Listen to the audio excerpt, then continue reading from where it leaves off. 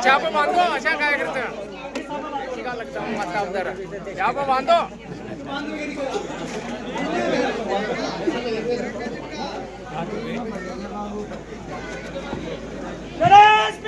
जिंदाबाद जिंदाबाद जिंदाबाद जिंदाबाद जिंदाबाद जिंदाबाद जिंदाबाद जिंदाबाद।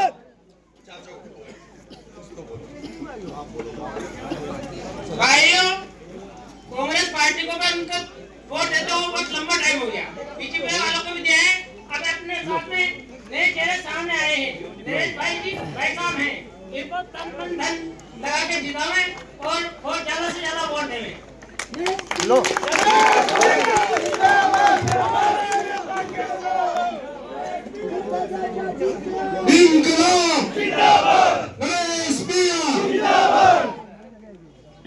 अंता विधानसभा में चहेरिया गांव का अपने आप में एक विशेष महत्व है। चहेरिया गांव की जनता से मेरा आग्रह है, मेरा निवेदन है कि हमको हमेशा केवल और केवल वोट के लिए वस्तु समझा जाता है और जिस तरह के नेता यूज एंड थ्रो की राजनीति करते हैं वो आप सब लोगों को समझने की आवश्यकता है। नेता एक दिन आता है और उन्होंने पता है कि ये तो हमारे ब्लाइंड वोटर है, ये कहाँ जाएंगे, लेकिन शोषण भी सबसे ज्यादा हमारा ही होता है। एक दिन आता है, हाथ पे जोड़ता है, मीठी मीठी बातें करता है, वोट लेके चला जाता है, वो राजा बन के चल जाता है और जनता भिखारी बन के रह जाती है। हम पूरे 5 साल छोटे छोटे कामों के लिए परेशान होते हैं। आप सब लोगों को जागने की आवश्यकता है।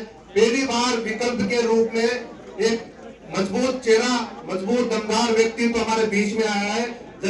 अंता विधानसभा का भाग्य का चुनाव है, ये हमारे बच्चों के भविष्य का चुनाव है। हमने हमारे बच्चों को केवल मजदूर बनाने के लिए पैदा नहीं किया है कि वोट देते रहे और नेताओं के बच्चे तो हेलीकॉप्टर में घूमे और हमारे बच्चे यहाँ पे पत्थर फोड़ते रहे। आप सबको पता है कि हमारे चेहरिया में, हमारे शोषण में, हमारे मऊ में किस तरह से इस मऊ की शोषण की छाती पर खंजर घोपा, यहाँ के अवैध खनन करके जमीन हमारी, गाँव हमारा, क्षेत्र हमारा, उसके बावजूद भी यहाँ से अवैध खनन करके धंधा किया इन नेताओं ने। तो उसके बाद भी अगर हम लोग जागेंगे नहीं तो फिर हम हमारे बच्चों के लिए सबसे बड़े गुनहगार हम लोग ही है।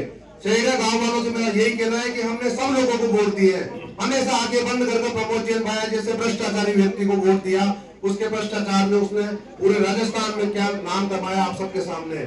पहली बार मौका आया है कि सब लोग गाँव वाले एकजुट होकर एक परिवर्तन की दिशा में आगे बढ़े।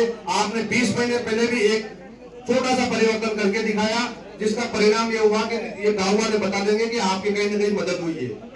इसलिए इस चीज से बाहर निकले। इस बार तो हमारे पास तीसरे मोर्चे का एक विकल्प है। हमारे नरेश भाई मजबूती से आपके बीच में किस तरीके से हर लोगों के लिए संघर्ष करते हैं, आम आदमी के लिए संघर्ष करते हैं। ये किसी भी नेता को देख लो, आप आम आदमी के लिए लड़ते हुए नहीं देखा होगा। ये सब अपने अपने लिए लड़ रहे हैं, अपने परिवार के लिए लड़ रहे हैं। लेकिन पहला व्यक्ति अंता विधानसभा में हमारे बीच में, हमारे जिले में पहले बार नरेश भाई के रूप में हमारे बीच में आए हैं, जो जनता के लिए लड़ रहे हैं। चाहे वो हिंदू हो, मुस्लिम हो, सिख हो, ईसाई हो, सभी धर्मों, सभी समाजों के लोगों के लिए लड़ने वाला व्यक्ति हमारे बीच में हमारे विश्वास पे आया है। अगर आज हमने जागृति दिखाकर इनकी मदद नहीं की तो आने वाले 25 और 50 साल तक हम हमेशा इसी तरह से बदहाली में जीते रहेंगे। इसके लिए फिर जनता ही जिम्मेदार रहेगी। इसलिए संकल्प लो, कसम खा लो कि एक बार मजबूती से डट के शानदार तरीके से ऐसा समर्थन दो कि पूरे राजस्थान में ये पता रहे कि अंता के लोग भी जागे हुए हैं, सोई हुई जनता नहीं है, जनता जाग गई है। आप सब लोग मजबूती से, समानता से नरेश जी का साथ दे, समर्थन दे। मैं शहरिया गांव में पहले भी आप लोगों ने मदद करी और फिर से आपसे निवेदन करता हूं सभी साथियों से कि इस बार जो मदद पहले करी थी उससे 4 गुना मदद हमको करनी है। 4 गुना का मतलब आप समझ गए कि एक मुश्त एक तरफा आप यहाँ से वोटिंग करोगे नरेश जी के पक्ष में। आपके लिए मजबूती से सब लोग खड़े हैं और पूरी निष्ठा और ईमानदारी से आपकी सेवा करेंगे। यही मेरा निवेदन है, यही मेरी प्रार्थना है।